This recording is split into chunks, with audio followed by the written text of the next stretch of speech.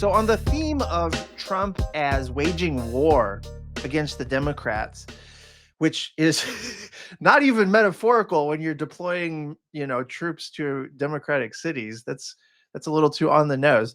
But the latest salvo in this siege against the Democrats is Trump going after George Soros, Alex Soros, the Open Society Foundation, and all of their activities.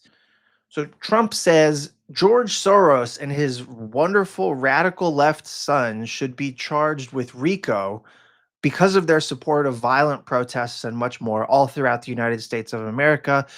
We're not going to allow these lunatics to rip apart America anymore, never giving it as so much as a chance to breathe, quote unquote, and be free.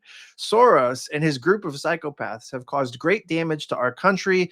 That includes his crazy West Coast friends. Be careful. We're watching you. Thank you for your attention on this matter. So, I mean, a RICO charge, that's serious. That's what you charge the mafia with. That's one step away from declaring them terrorists, right? So this is like super and I should say, for people who don't know, the Soroses are the biggest or one of the biggest donors to the Democratic Party. They have this great philanthropic cause, which is the Open Society Foundation, where they're supporting pro-democracy NGOs around the world, and this has made them the enemy of far-right conspiracy theorists. And the far right globally has always treated George Soros, billionaire hedge fund guy originally, right? Always treated him as the avatar for anti-Semitic conspiracy theories, right? This is like very famous. There's so much you could read about this online if you wanted to. But you have to take that into account because like it's George Soros who is the image that comes to mind for fascists when people like Marjorie Taylor Greene talk about like Jewish space lasers. They're talking about George Soros led conspiracies. And anytime that the far right mentions Soros, the name Soros, it's always dog whistling anti-Semitism, like always. And here, that anti Semitism is being dressed up a little bit, right? Because, I mean, his son is not radical left. I wish. I wish Alex Soros was radical left, He's a liberal, He's maybe a progressive, but he's a liberal. Like, he's friends with the Clintons. By going after the Soroses, not only is Trump doing the anti-Semitic dog whistle, which appeals to the white supremacists, which appeals to the real true believing fascists in his base, but he's doing it as a way to attack his enemies. Use the state to punish your enemies, you know? And the grounds for this, the pretext is should be fucking terrifying to everybody. Like, why does anybody think that they are safe just because they're quiet? Why do you think that will save you?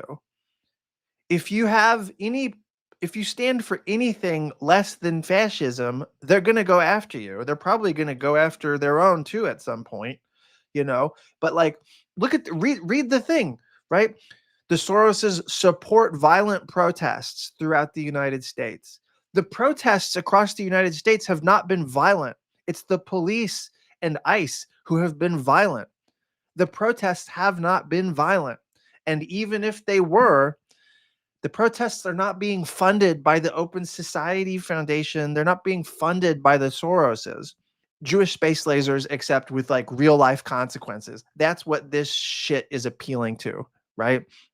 So this is the latest, step in this larger war. The FBI raid of John Bolton, which I think we talked about in the last episode.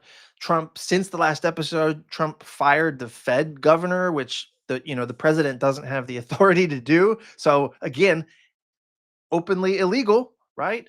But also like the revoking, well, he talked about this on the last episode too, the revoking of 37 security clearances from, national security technocrats who had ties to the Democratic Party, basically. It's using state power to punish your enemies and to sometimes reward your friends.